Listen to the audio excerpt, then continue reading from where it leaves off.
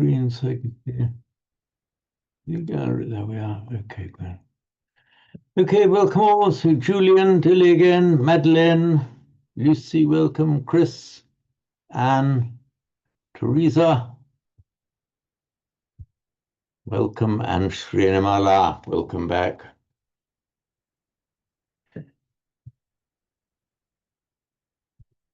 Oops. So according to my notes, then we just have to complete the Bodhicharyavatara, chapter 6, verse 27.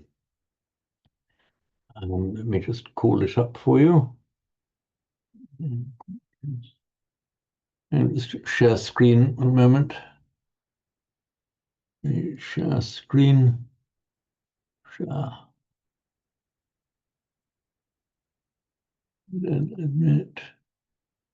Let's see your screen.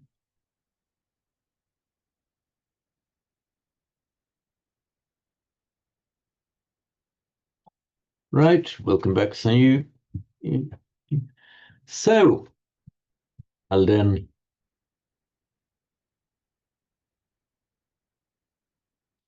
as has occasionally happened, although I have a note to say that we have to complete the Bodhicharyavatara, I can't remember at exactly what point we left off last time. Can anyone remind me? Had we got to the recitations of it? Yes, it was myself, Teresa, and Sri Manimala. Sri Manimala had recited.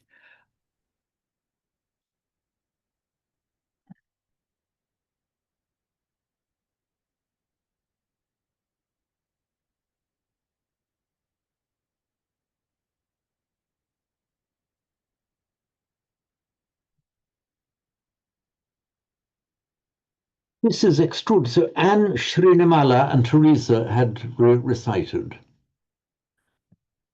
I don't know what's happening, but it occasionally happens to me that I put something and I can't put something somewhere and I can't find it. And then it doesn't occur to me that I might actually have put it in the right place. And then I go to look in the right place where it should be, and it's there.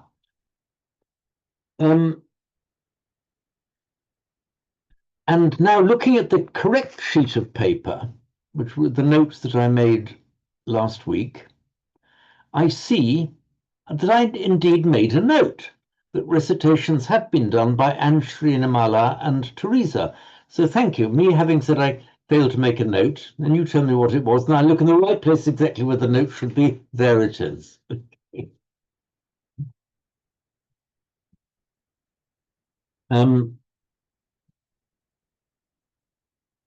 Right then. So we'll all of the rest now we'll have a go. I'll just read it through once first.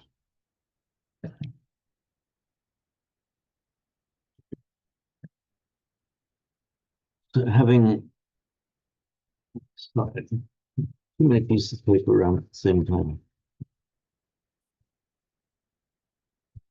Right. Yet pradhanam kilabhishtam yet tadatmeti kalpitam tadevahi bhavamiti na sanchintyoupajayate. So once more, can I muff that a bit? Yet pradhanam kilabhishtam yet tadatmeti kalpitam tadevahi bhavamiti na sanchintyoupajayate. So next on my screen is first on the gallery is Julian. Julian, do you feel inclined to recite the verse for us? You're still muted, Julian. Hi, Jay. There we are. There we are. There we are. Yeah, I should be all right to do that. Okay. Yeah. Welcome, Marco. Welcome. Let me just put it in a bit closer.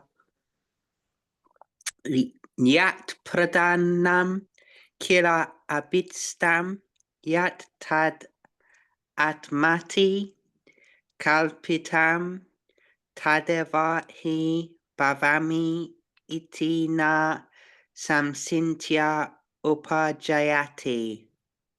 Okay, there's just one bit. It's a yet tadat meti. Yet tadat meti. You say yet tadat meti. Yet tadat meti. Okay, that's right. So your voice is breaking up, Julian. Maiti. Yeah, in fact, well, I think Yatada. you see what happens is that these words down here, I've split them up. Yet tad atma iti. Then by santi they become run together as yet tadat meti. Remember this long a or long or short a or a, followed by a long or short e or e, just merges into an e. Yet tadat meti. So atma iti atmeti. Atmeti. That's it, atmeti. Exactly right. Okay, thank you, Julian. Thanks, James. Okay. Dilly, we're round to you. Okay. Yat pradhanam kilabhistam yat tadameti kalpitam tadeva hi bhavamiti na samchintyo pajayate. Right. In this yetad atmeti, did you say the t? Did you say yetad Tadameti. That's correct. Okay, that's fine.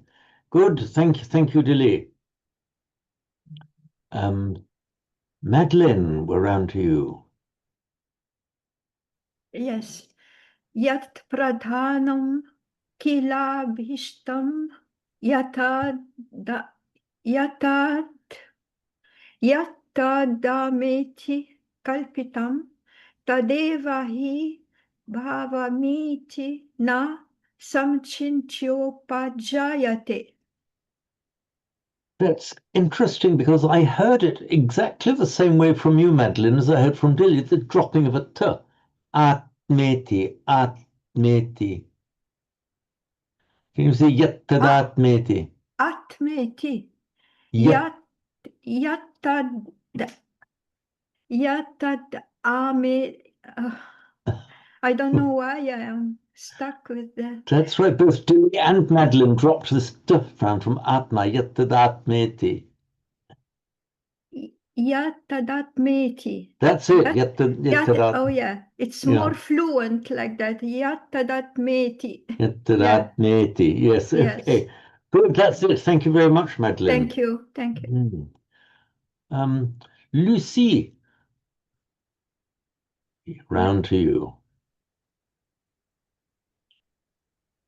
Yat pradam kilabhishtam yat tadat meti kalpitam tadeva hi bhavamiti na samchintyo pajayate.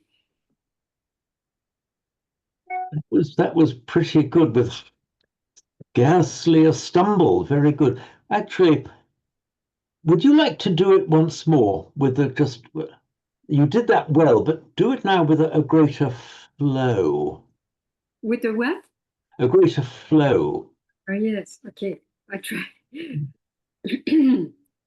Yat pradam kilabhishtam yatat meti kalpitam tadeva hi bhavamiti nat samchintyo pajayate. That is very nice. But the second pada of the first line, can you do just that again? Yettadat meti kalpitam. Okay. Yat tadat meti kalpitam. Okay, fine, yeah. There's something about this pada that seems to be causing people to trip. Yes. Okay, thank you for that, Lucy. Thank you. Chris, you'll do it for us with fluency and without tripping, won't you?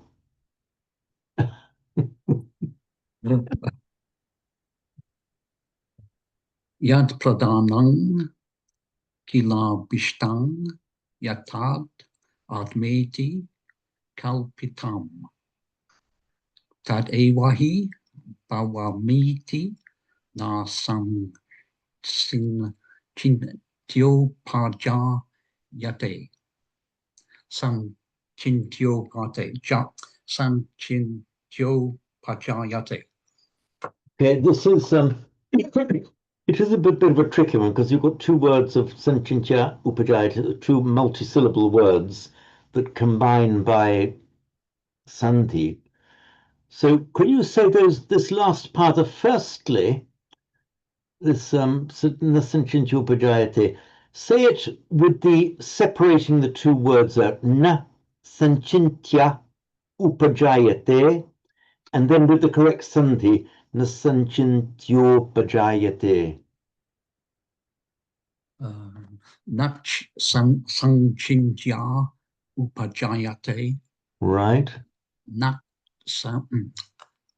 sanchintyo pajayate. Okay, that came out a lot better. This is parts of this are a little bit of a tongue twister. Okay. Yeah. Also, one thing, and I think this applies to several of you, that this got a word here, just a very simple word, na, meaning not. Our tendency in the phonetics of English would be we've got a word, just a monosyllabic word ending in an A, the letter, short A. We tend to want to lengthen it, na, if we're pronouncing it on its own, na. We don't, in English, we can't quite say na. We don't quite want to say that under the phonetics of English. We want to lengthen it, na. But remember, it's very firmly short, and it has to remain short in whatever so. So n, just say n on its own. No. Exactly. The nasanchintyo pajayate. Nasanchintyo pajayate. Can you do that once more? Right. Na sanchintyo pajayate. Exactly right. That's right. Okay. Thank you very much, Chris. We're round to Sanyu, to you again, please. Shat pradhanam kila bishtam shat meti kalpitam tadewahi bawamiti nat sanchintyo pajayate. Okay, Sanyu, and I notice on this occasion you were being as careful as you could to get these aspirates right, pradhanam and habhishtam. So I think you're making good progress there. I can't remember. I think most of you were here when Sanyu was explaining to us that in Burmese we have this, let's say, the distinction da and da, ba, bha. People who, as their native language, speak a language of northern India, and also the Sinhala speakers, they find that quite easy. They do it naturally. The Thais, for example, do the opposite of what the Burmese do. We discussed this last time. So the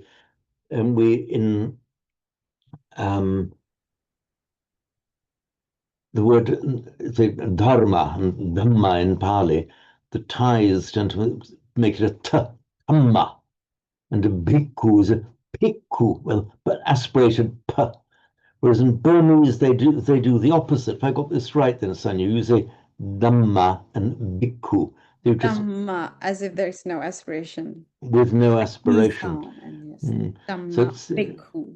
okay, right. So in fact, speakers of languages that don't have the voiced aspirate, like the and bh, it can actually be rather difficult for us. And maybe then that a Burmese speaker like yourself, Sanyu, has the same kind of difficulty as the English speaker. We don't have these sounds in English. You don't in Burmese.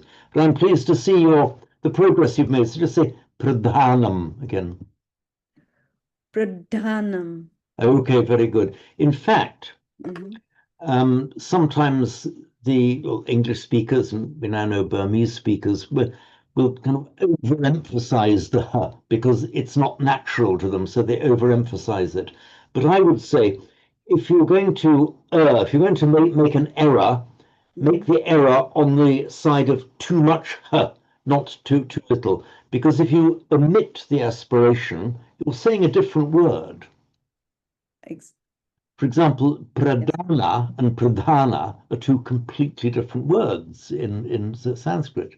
You know, the dhana, placing, and as we know, dana meaning giving, and pradhana is giving forth, giving out. So if we try to imitate the native speakers, so the Sinhala speakers and speakers from northern India, but if that's difficult, err on the side of overemphasizing the her. It's better to make a mistake that way than not to pronounce it at all.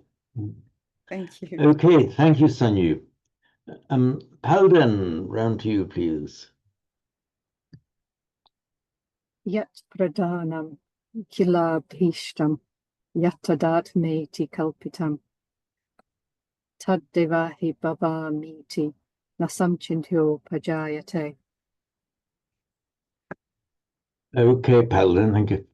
Okay. Having completed it, can you detect or remember what was the one grave error? A grave error, oh goodness. And I'm just repeating the vocabulary from my Roman Catholic childhood, grave errors of doctrine. But what was the grave error of pronunciation that you... I don't know. It's usually the length of the vowels, isn't it? Yes, in fact, you pronounce this the one that I've highlighted on screen there. You pronounce that very tadeva. Tadevahi. I was trying so hard not to lengthen the vowels either side that I skipped over that one. Okay, let it come out with fluency and accuracy, Palden. Taddevahi bhavamiti. Okay, very good. Yep, thanks, Palden. And finally, we're round to you, Marco, please.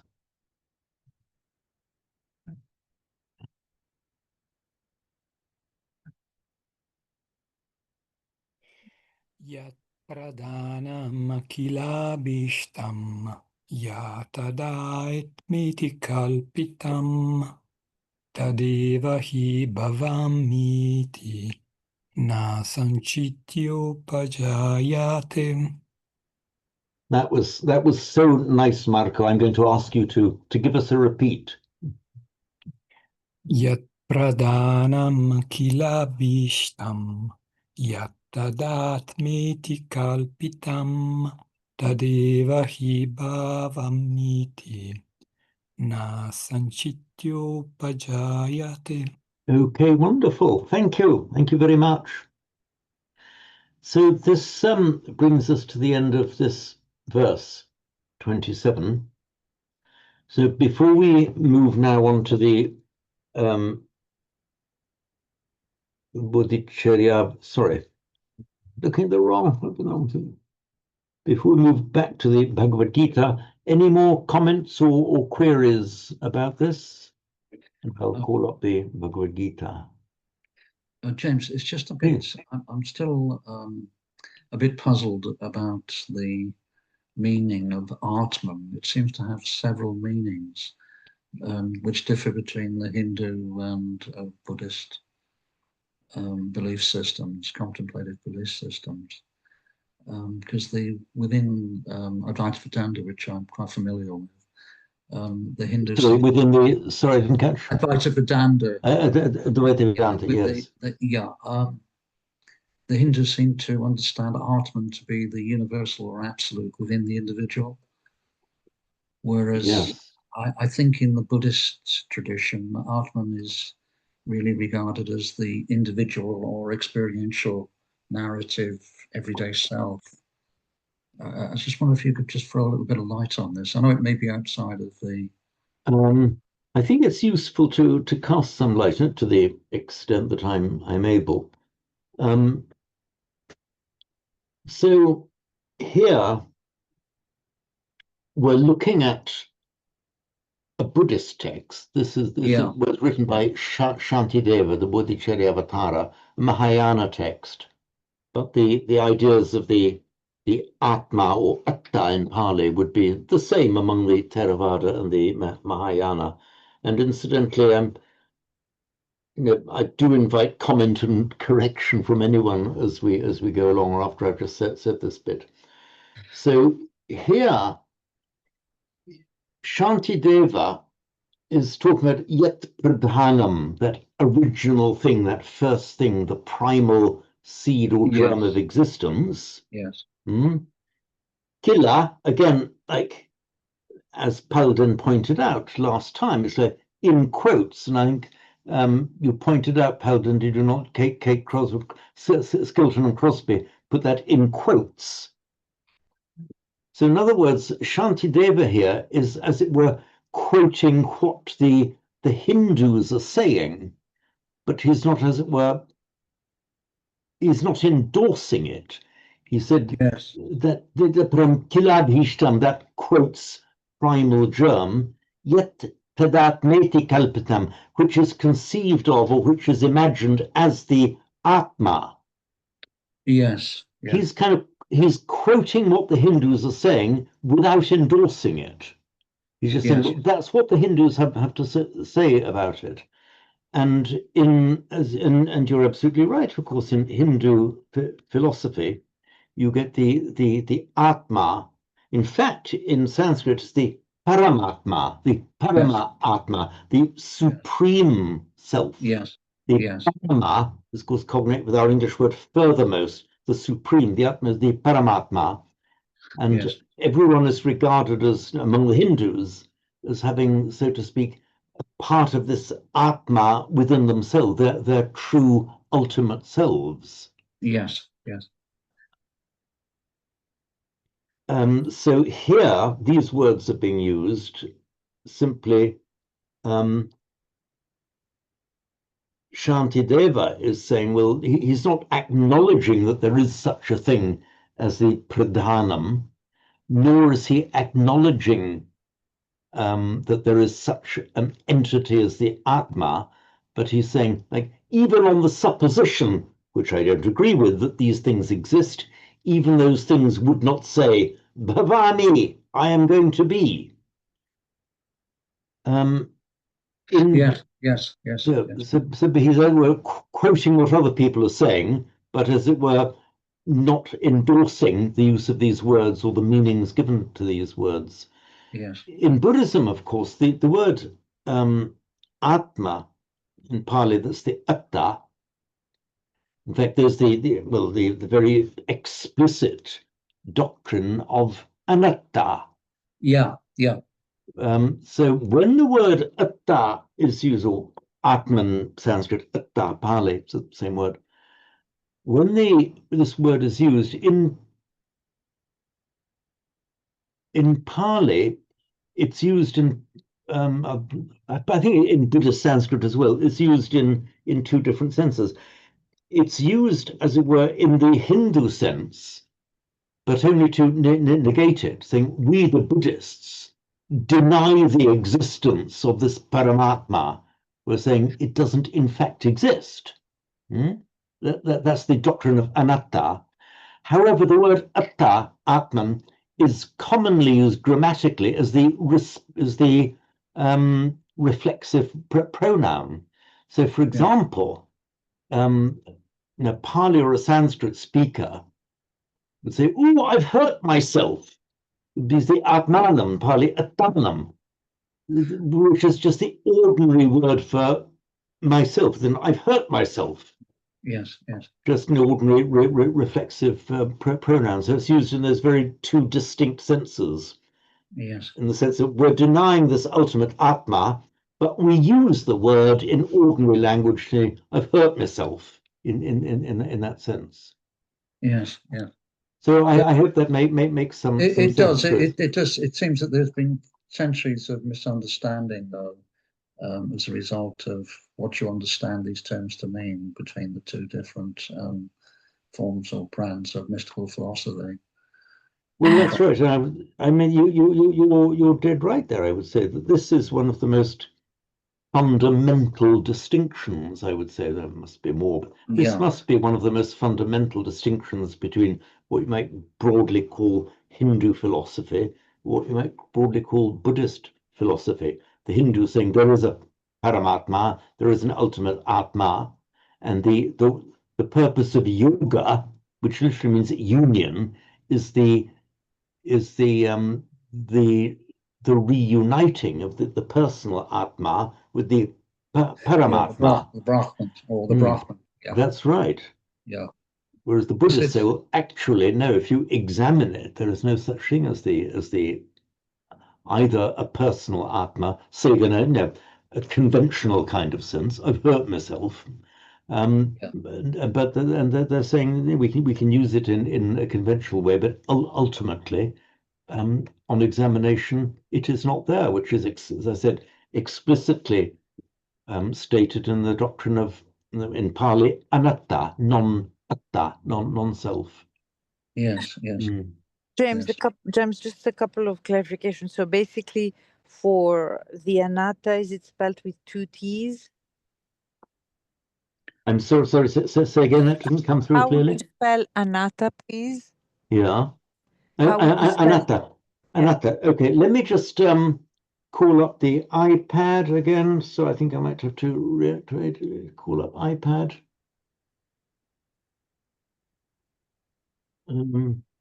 See,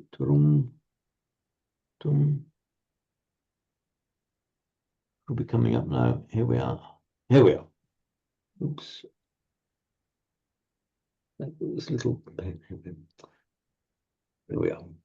So we have in Sanskrit, Sanskrit and Pali, we've got the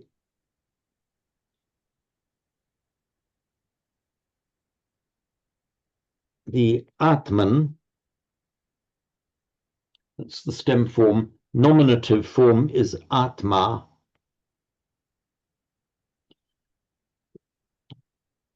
It's the same word. So Atman, the stem form. Atma is the nominative singular, and the accusative Atmanam. In Pali, this Atma becomes Atta. The final R remains the same, and the Tma, by normal phonetic progression, the Tma of Sanskrit becomes a double T, so Atma, Atta. And as usual, in Sanskrit, the long R there, but Pali doesn't like to have a long vowel before a double consonant, so the Atma becomes Atta in Pali. They're effectively phonetic variations of what's in reality the same word. And in Pali, Atmanam is exactly reflecting the Sanskrit with that same thing, Atma to Attanam. Right. Now,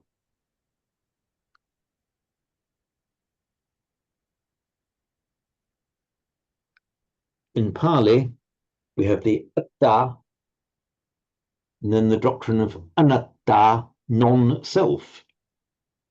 So Anatta, literally non-self. So that's the name of the doctrine that negates or denies the Hindu idea of the existence of this genuinely existing permanent substrate of our lives, the Atma, the ultimate Brahman, the Paramatma, the over Atman, I've seen it translated as the over self.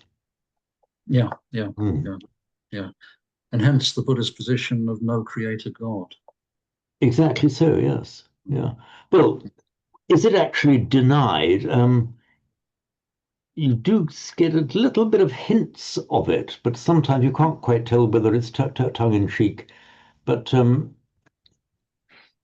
and sometimes you get some suttas that appear to indicate that there might be one, but it's not actually a doctrine. I think it's how am I going to put this? And somebody else can come in and help me. But it is regarded, maybe the Buddha generally regarded to these kind of inquiries. Is Yeah. the universe eternal? Is it not eternal? Is it neither non-eternal nor non-eternal? And these questions go on and on and on. And the Buddha said, basically, his answer, I summarize, of course, and paraphrase, stop wasting your energy on silly questions. We will never find out the answer, and it doesn't matter anyway. Much more important, immediate things to look at, like our own lives. So I don't think that we will find in the Buddhist scriptures any statement, there is no creator God.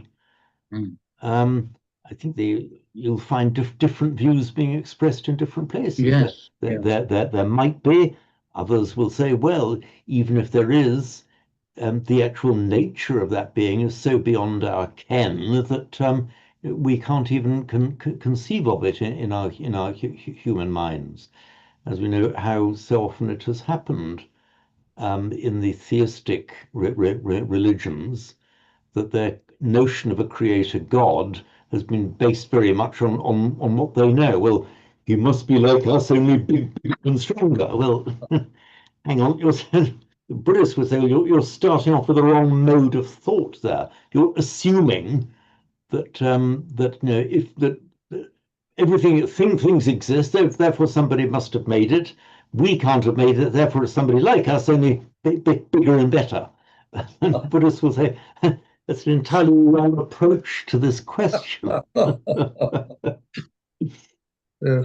So does Buddhism deny the creator God? I would say it's almost like adopts a neutral position. Okay, then maybe if that's how you want to spend your time thinking about that, great, but not what we're here for. Yes. And there are some sutras that appear to talk about creator gods, but you can't quite tell whether they're just, as it were, poetic license or a bit of dramatic background to whatever point is being made. There's a few sutras where he kind of takes the mickey out of the idea, isn't there? There are certain. There's the Aganya Sutta, which is one that gives a kind of creation myth. But the more you read it, I mean, one very much hesitates to say that the Blessed One was doing a spoof, but the more you read the Aganya Sutta, you say, hang on, this is a spoof. And the more you go on with it, it is a rather good-humored spoof on the creation myth. Is that the one where a being kind of pops up in the world, looks around him and says, I wish there were more beings, and another being starts to appear and he starts to believe he's created them? I mean, that was the one I was thinking of. That was I think the Aganya is very similar to the Aganya Sutta, is where people then start having various kinds of food and creating food, and then the food becomes more and more coarse as they go down through the generations, however it goes. So I mean, to summarize it, hope I'm not sticking my neck out, and Buddhism doesn't deny that the universe exists, and if it came into existence, great, but don't posit a creator God for that. Yes. You're barking up a wrong tree. You're simply extrapolating from human experience to explain what's beyond human experience, which the Buddhists would say is just a fundamental error. Yes, there seems to be a need with people to try to create some kind of identity for God in the same sense that we have individual identities. Yeah. Well, that's very much a Christian thing. It's I guess a Hindu thing, and of course the Christian mystics as well. But even Hindus speak of niguna Brahman, Brahman without qualities or properties, as it were, as the fundamental reality, the baseline reality. It's still, anyway, it's beyond your pay grade, James. Yeah, I feel I'm perfectly content, as I said before, to sit in the teacher's seat and pontificate on matters of language. But sometimes I get a little bit out of my depth when we get to the more refined areas of Hindu philosophy. Incidentally, back to James. where I am on phone, so I'll be right back to you. The word Atman, by the way, those of you who know German will know that the ordinary modern German for to breathe is Atman. And then we have the Greek atmos, as in our modern English atmosphere. The idea, it's the breath. We have this primal idea of the breath of life. And even in the biblical story, we have God breathing life into the clay, into the soil that was Adam. So this idea of the breath of life we find in the biblical stories and in the and in this Atman. And in fact, in Hebrew, the word for spirit, ruach, is the same root as the word meaning breathing and wind. And in Arabic, from the same root, you have rih is wind, raha is to breathe or to rest, and ruh is spirit.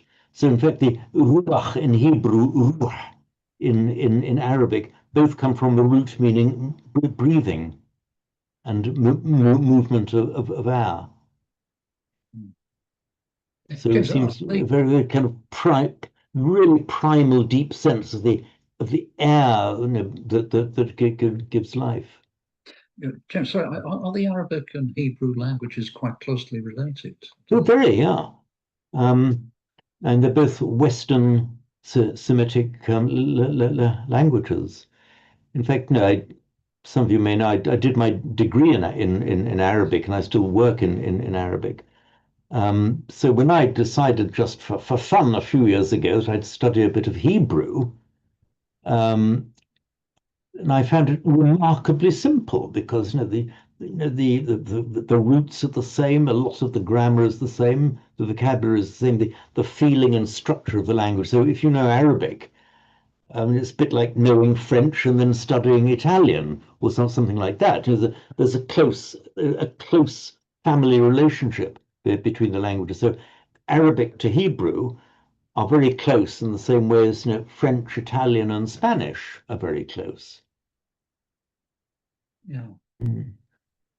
Yeah, that sounds a bit ironic given the sort of long-standing antagonism between the religious faiths.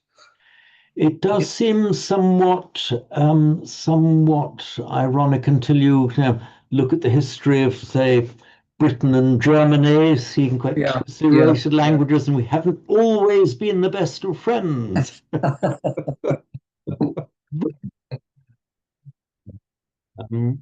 Yes, it is somewhat ironic, as you say, that the languages are so close. The Arabic word for peace is salam, and the Hebrew shalom. So a lot of words that have an a in Arabic, pronounced with an o in Hebrew. A lot of words that have a s in Arabic have the sh in Hebrew. So salam shalom is almost a standard mutation. You can predict one from the other in much the same way as you can predict, if you know a word in Sanskrit, you can predict what it will be in Pali, kind of standard variations between them. There are a number of languages in the Semitic language family, which is divided, but the Arabic and Hebrew are both of the same sub-branch of that family, the Western Semitic, it's called. So I think somebody was trying to say something when we cut them off. Was somebody trying to say something? No, I was just Paula, Hello.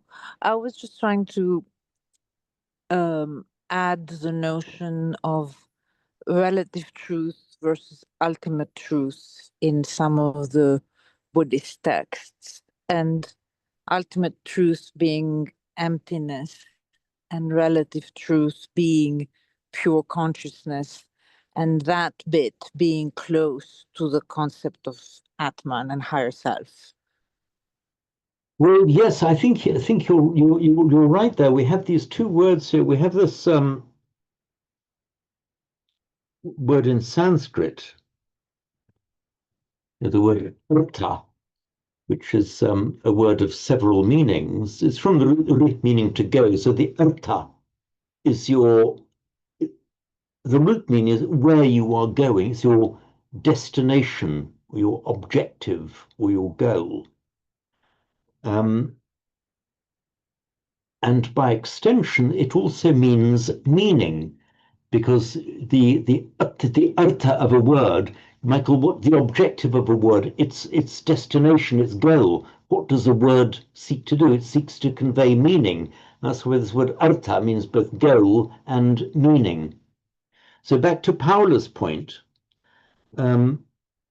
you have the ordinary worldly artha, meaning that the meanings we give things, how we see things, and just as we have paramatma, meaning the supreme spirit, so we have parama artha, and the supreme meaning. And of course, by sandhi, it becomes paramartha, which, as you rightly say, Paula, it means the ultimate meaning, the ultimate truth. And this same word is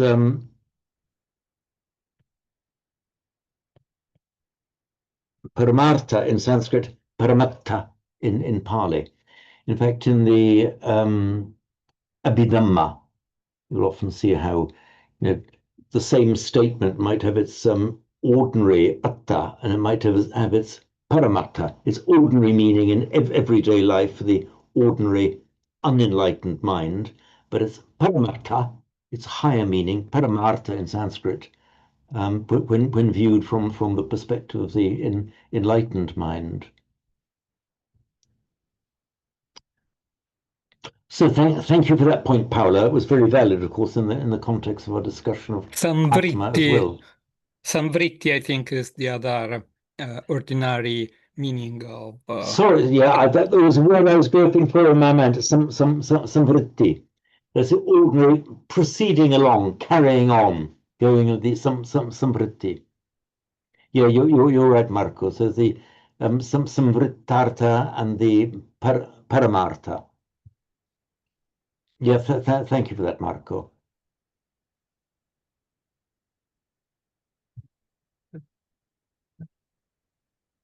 Okay, is one ready to proceed?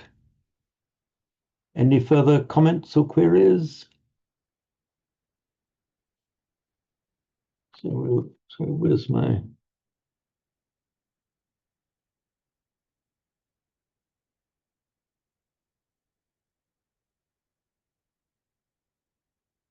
Right, we're around to the Bhagavad Gita again.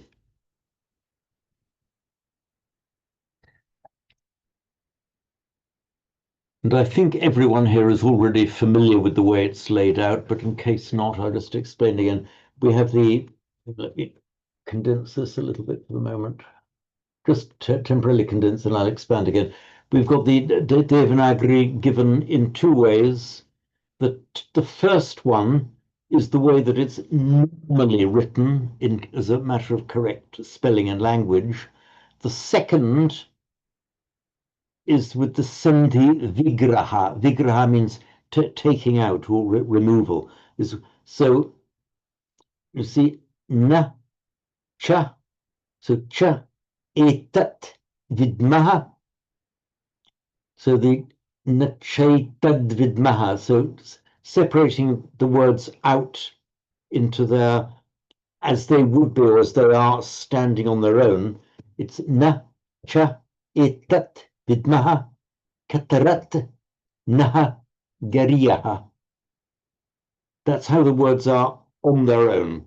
And then this is an addition of the Devanagari text of the Bhagavad Gita that I got from, I forget which source it was from, but it's an Indian source where they do this just to help students. So this second version here is simply to assist students who are not very familiar with the Sanskrit to understand it. So na cha etat vidmaha katarat naha gariyaha becomes with regular sandhi na chaitad vidmaha katarannu gariyo.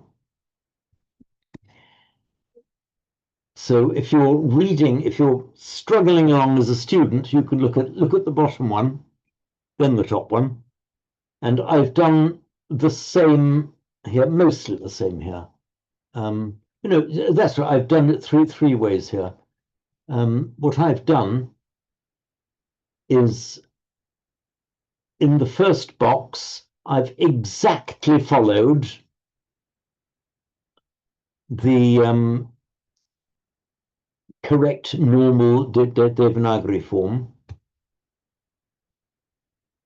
In the second box, I've helped out a little bit with word divisions, and in this third box, I've separated out the Sandhi entirely.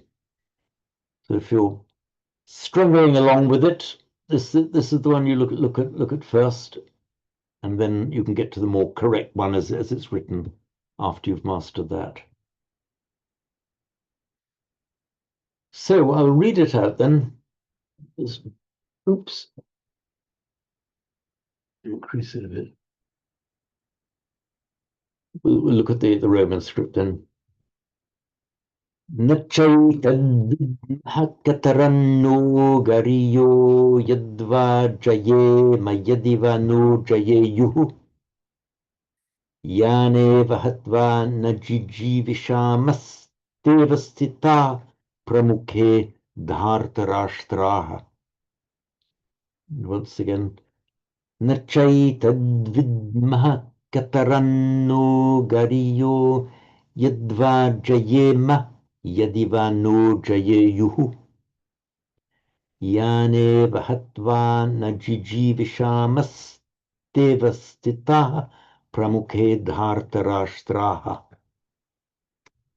Note here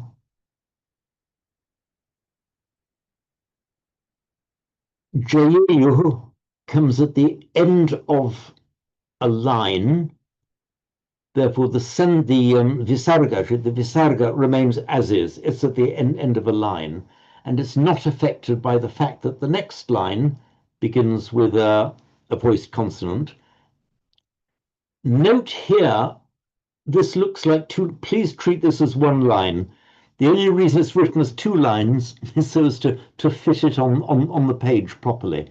In Sanskrit poetry, what I've highlighted is treated as one line. And that's why, see, this gariyaha without sandhi, this gariyadva, it's because it's in reality part of the same line, you make the sandhi. Gariya yadva is gariyo yadva with the normal sandhi.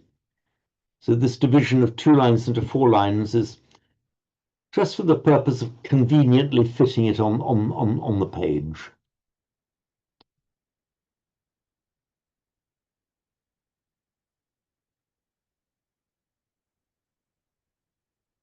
So vidmaha, we know. Na vidmaha, we do not know. Na cha etat vidmaha, and not this we know, meaning and we do not know this, what follows. This the majority of verbs, the first person plural, we, would be ends in an amaha, we are bhavamaha, hujayamaha. There's a category of verbs, class of verbs. There are 10 classes of verbs in Sanskrit. Vid is a class 2 verb. That means that the short form personal endings are added. I won't go into this in detail now, but the short form personal endings are added directly to the roots, not vidama or vedama, but vidmaha, vidmaha. Again, this belongs to a separate exercise of grammar. It would be a little bit complex to explain it now, but let me just show you on the. So we have. Let's take our standard word bhu, and and it is bhu bhavati, and we are is bhavamaha.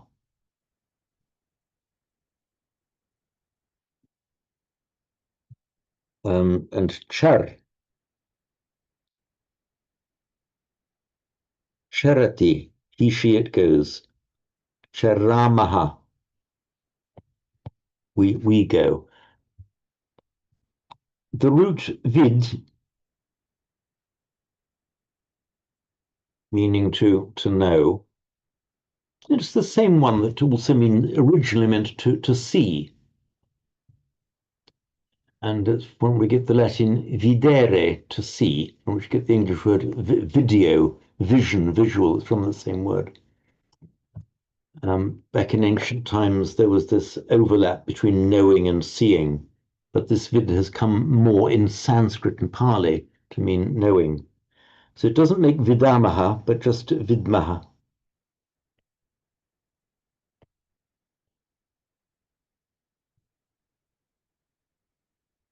I keep steering myself towards thinking we need some separate grammar lessons in Sanskrit. But just take it from me now for the time being, it's vidmaha, we know. Incidentally, he, she, or it knows, you would add the root, add the ending, not ati, but ti, just ti. So it takes the guna, so it's ved plus ti, which becomes veti. Again, there's just a bit of complex grammar here. Now, why am I saying it's complex? What's complex about it? It just is. We create the complexity in our minds, don't we? It's not complex, it just is. But this we'll need to do a bit of separate grammar on this at some stage. So anyway, vidma, we know. In Latin, the equivalent would be videmus. In Italian, vediamo, it's this m ending that we have in Sanskrit and Pali. And then we also have this mus ending, or mus in Latin, mo in Italian, for the first person plural, the we. So vidma and vediamo kind of etymologically the same words. So nachaitat vidmaha. Oops, where am I?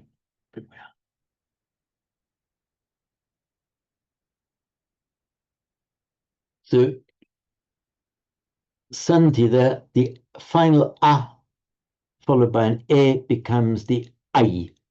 Nachaitat. Nachaitat. Oops, it wasn't meant to be yellow, was it? Oh, why did that go yellow? No. Okay. And again by sandhi, the final t, etat on its own, followed by the voiced consonant v, and it becomes a d, regular sandhi. Nachaitat vidmaha, nachaitat vidmaha. And literally, not and this we know, meaning and we do not know this. Katarat, neuter form, katarat naha gariyaha, which is more noble, which is better for us. It makes its neuter in katarat. There are two words actually. One is katara and the other is katama. Katara with a r is which one out of two choices. Katama is which out of three or more choices. And it makes its neuter, as I say, in at katarat, which of these two is the better course for us. Nah is the abbreviated form, meaning for us. It's exactly equivalent to the Latin rather, nos, us, and nous in French. And noi in modern Italian is that nah, that's a which for us is better. And again, another sandhi, the at followed by the na, so ta followed by na, just becomes a double na. So katarat na becomes kataranna. so much Santi.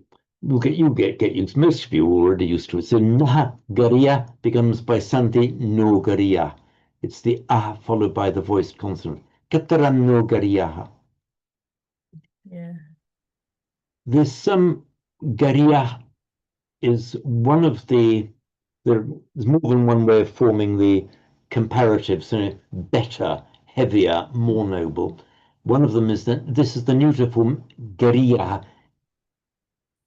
So it's from the word garu, which the original meaning was heavy, as in, as I've said before, in Latin gravis, English word grave. So, but here it means heavy and has the sense of also respectable, correct. In fact, the word guru originally was garu, became guru. It is originally that same word.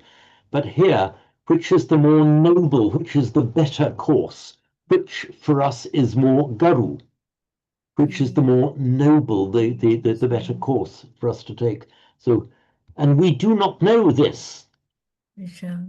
Which for us is better? Yadva, either that Jayema, either that we conquer, that we win, Yadiva, or whether Nahajayayu, by Santi no Jayu, or whether they will conquer us. These are the optative forms.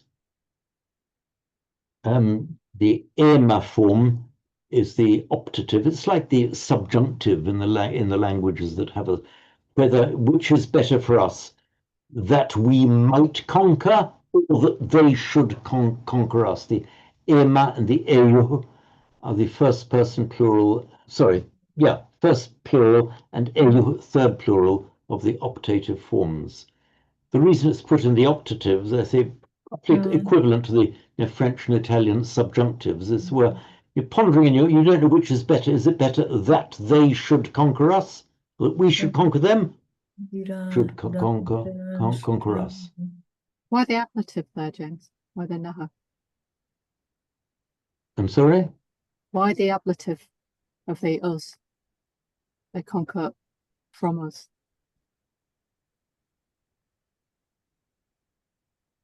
You're really good at spotting these numbers, aren't you, Peldon? Thank you. You're my necessary corrector. Well, I always think there's some subtle point that I'm missing. The subtle point you were missing is that I typed the wrong number when I was doing this. Thank you for the correction. Absolutely right. It says it should be M2P. It's the accusative. Sorry for that. And the Jayu, Jayema, it's from, of course, our root, our well-known root G to conquer.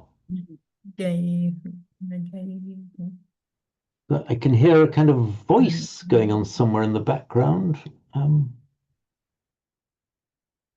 can't see whose it was. Anyway, okay, there we are, it's gone. So, we do not know. Nachaita vidmah kataran no gari yadva jayema yadiva nahajayeyu. Note that this yadva,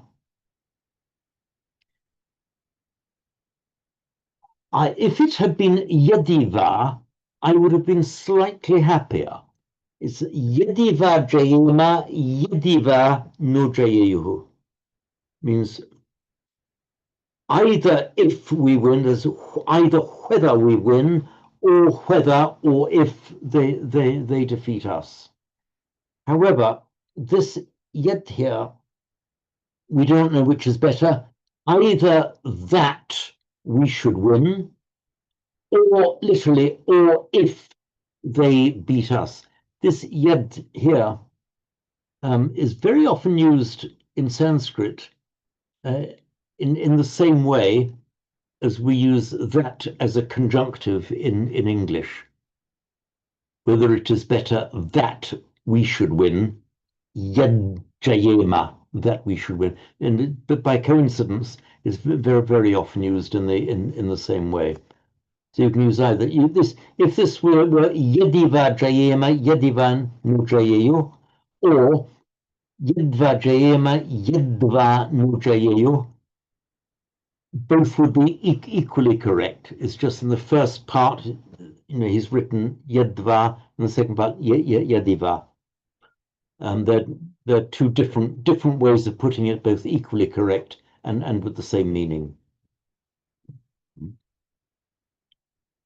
Yane vahatva najijivishamastevastita pramukhe dhartarashtraha. So yan hatva, those whom having killed, meaning those same people. So the effect of the eva here, meaning those very same people whom we might kill, whom having killed we would not want to live. Here, those same people, avastita, are lined up, pramukhe, in front of us.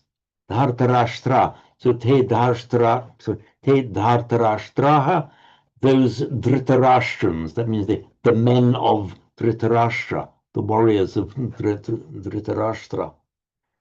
So Jijivishamaha, that is the root jiv, meaning to live. And in Sanskrit you have the jiva, which is both an adjective meaning alive, and it's also a noun, but typically used by the Hindus as meaning the individual soul, the jiva, the soul. And from that same root jiv, we get the past participle jivita. As a neuter noun, jivitam means one's life. And if you are laying down your life, jivitam tyaktva, if you lose your life in battle, you lose your jivita, your life in that sense. So this is the desiderative form, jijivishamaha.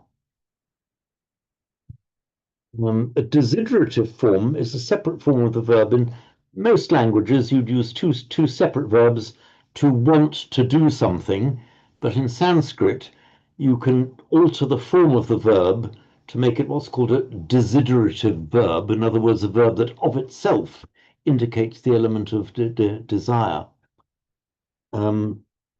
So we have our root jiv. It's a class one, the regular class one verb, jivati. Could you show your pad, James? Please? Thank you. There we are. So jivati. To make a desiderative form, you do a part reduplication, always with a short vowel, by the way. So jiv,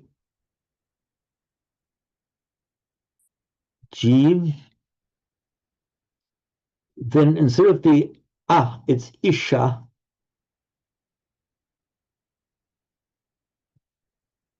So jijivishati is this mutated form of the verb, which has a single word, but it now has the meaning of to desire to live.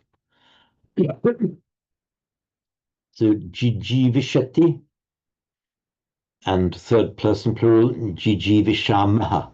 So najijivishamaha, we would not desire to live. So he's saying, by killing these people, if we killed these people, it would be such a terrible deed for us to do that we would no longer want to live. James, in the translation I've got, it's very close, but it talks in terms of if we kill these people, I would not wish to live. Whereas your translation seems to cover all the people in Arjuna's side. Okay,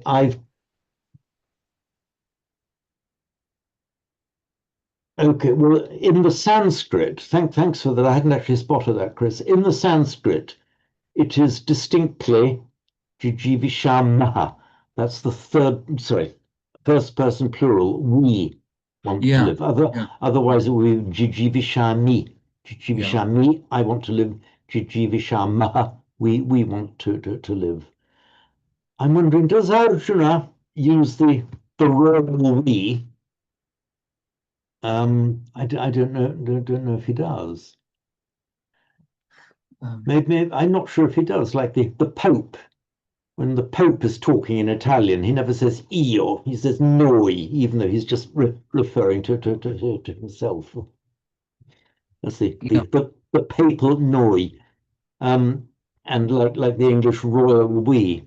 So you've made a good point there. Whether he's using the equivalent of the just referring to himself as we, which I don't think you normally do in Sanskrit.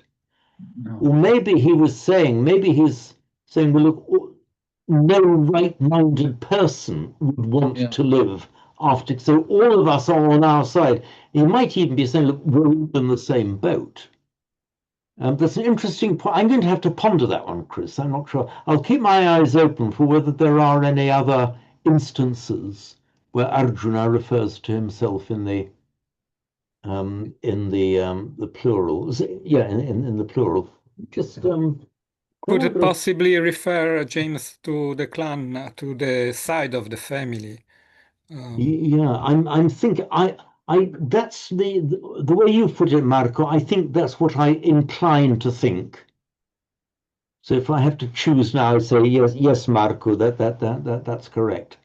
Though I don't want to exclude too quickly the possibility of the royal we. I'm just going to actually look up that point a little bit more. I won't do it right now. I'll see what more I can find about that point. Got two translations, James, and one of them's translating it as the killing, having killed whom we do not even wish to live. Oh, I see. No, it's all right. It's all right. I was misreading it. I thought it was sort of saying, yeah, it's all right. I was getting confused. Okay, in fact, the sentence is slightly complex sentence in Sanskrit, the way it's put. We can say it in roughly correct English, even though rather complex English. Those whom, having killed, we would not want to live. Yeah. Those same people, te avastita, are arrayed. Yeah. In English, we break it down. Say, look, there are these people, and if we kill them, we would not even want to live. Those same people are now, lined up to do battle against us. I think where I'm getting a bit puzzled, James, is that it is Arjuna's despondency, which is to be projecting onto his guys as well, whereas they might not necessarily feel that way. If you follow me. Yeah, I think you're right there, and that echoes the point that Marco correctly made, that it may be that Arjuna may have spotted, look, hey, hang on, we're all in the same boat morally, but maybe I'm the only one who's seen it. So I realize it, but look, all you people on my side, if you see it the same way as I do, then we'll all be despairing because we're all having to do battle against our own people. It all sounds a bit Japanese to want to sort of kill yourself after you've off the opposition. Well, that's right. You've got to do your duty, but your duty is so awful that you have to kill yourself after doing it.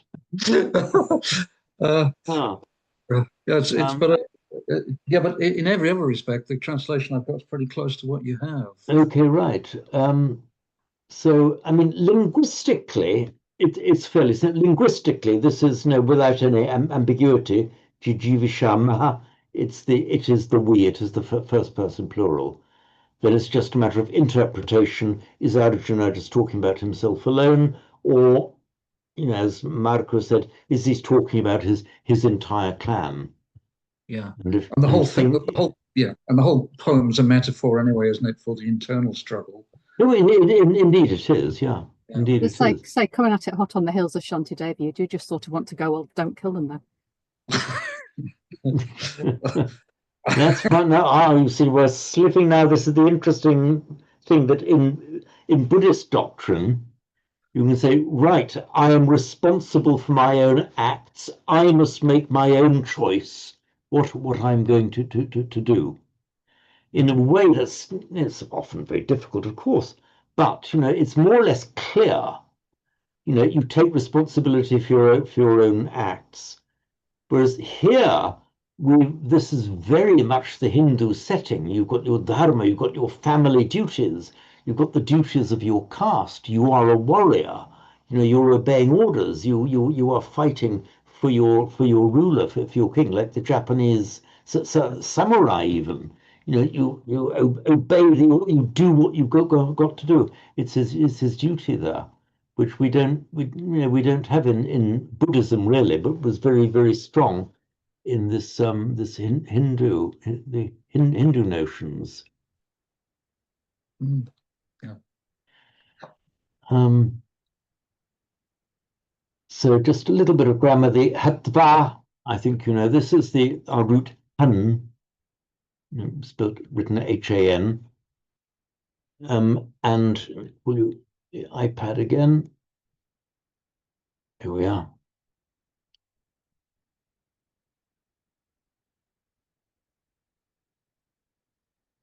Han, meaning to originally it meant to strike, and then by extension, now more commonly, or later more commonly came to mean kill. We would have expected to see past participle hanta, but no, what actually happens, it's become hatta, the nasal drops.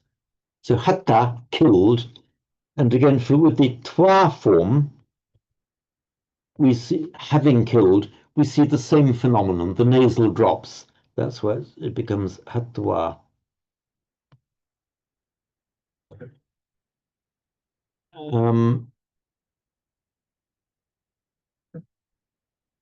It sometimes happens that certain consonants mutate into an F when they came into Latin.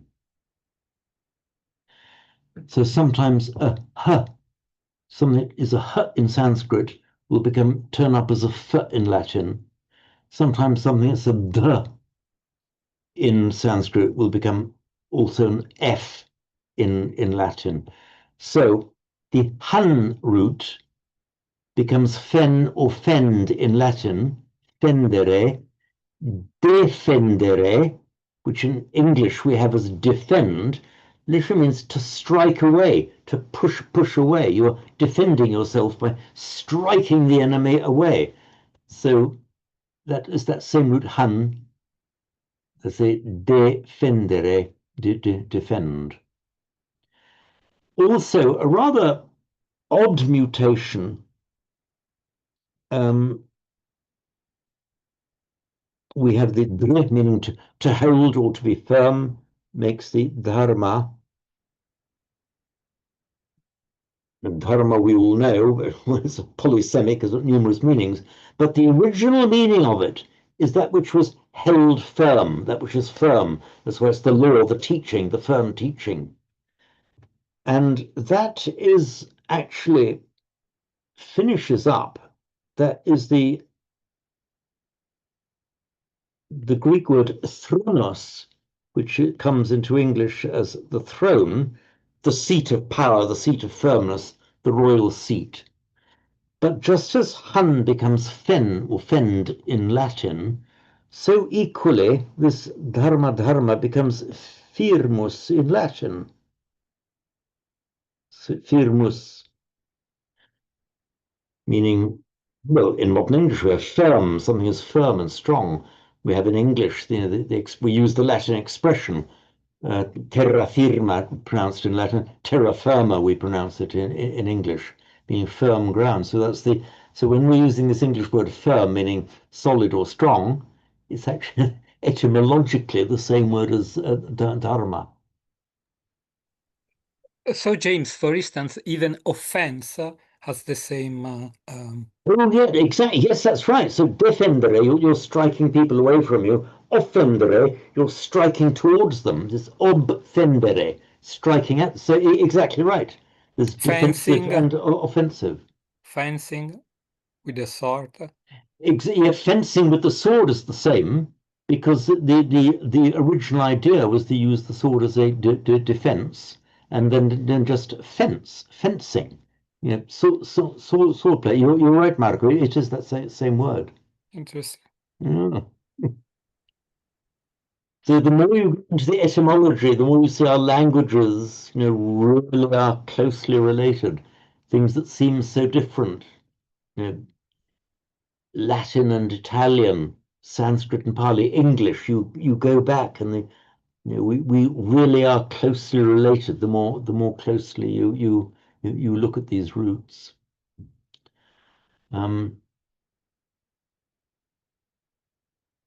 So this.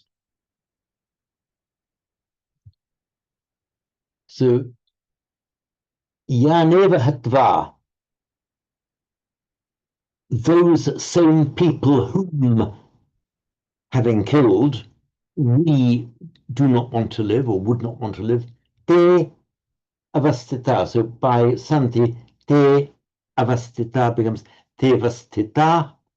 So the idea of not just te stita, but avastita. Avastita, stita just means standing, but avastita suggests standing in a row, all standing in their correct position, like an army, you know, drawn up in line.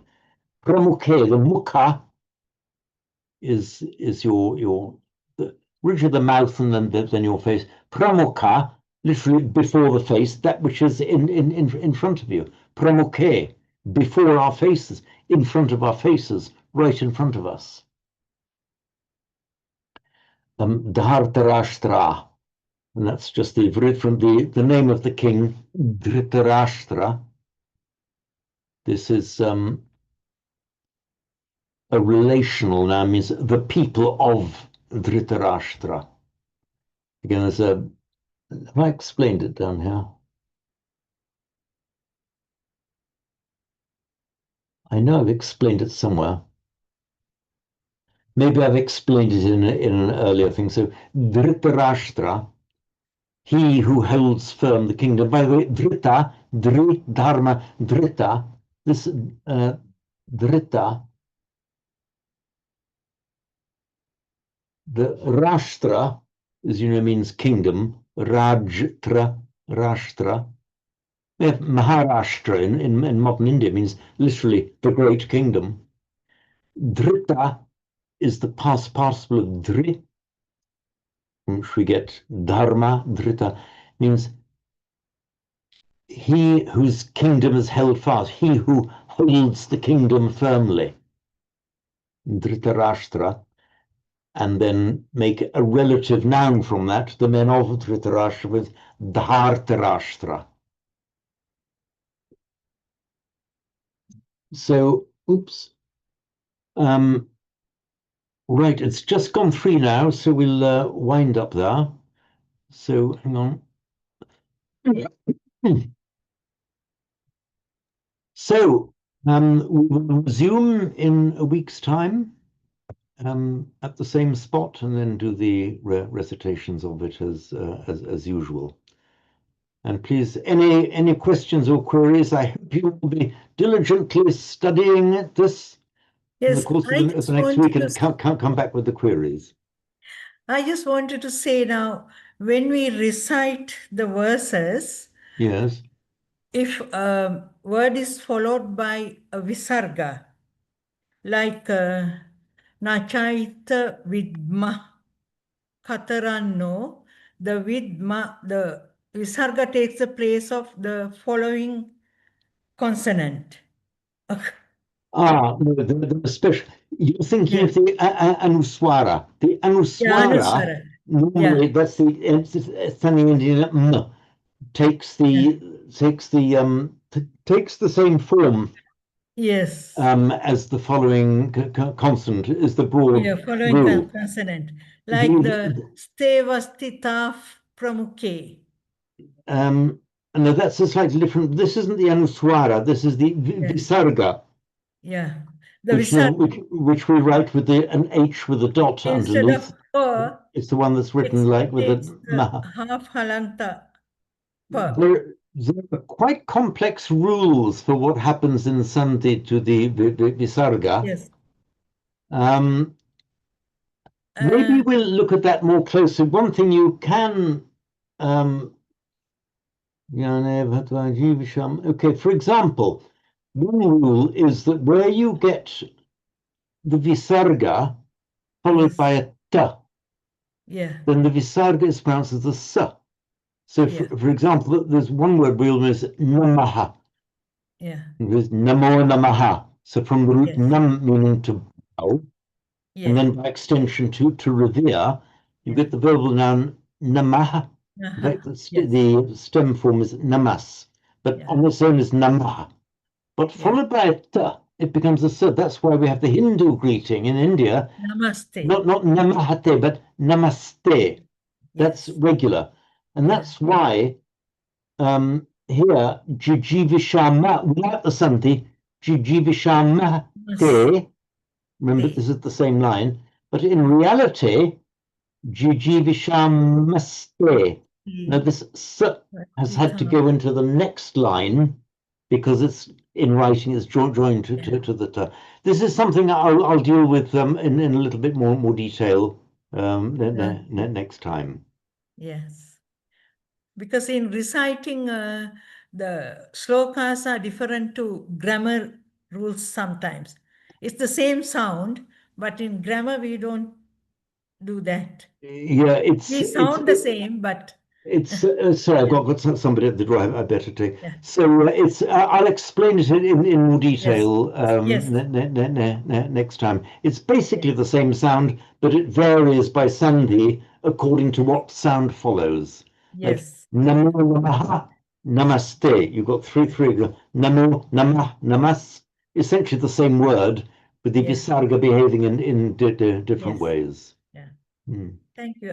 I'd like to hear that next time. Okay, we'll do a bit more on that next time. Thank you. Okay, thank you all very much then. Thank you, James. Thank you so much. See you next See you in a week. Molte Thank you, grazie. Owen. Thank you. Bye Bye. now. Ciao. Bye. Bye.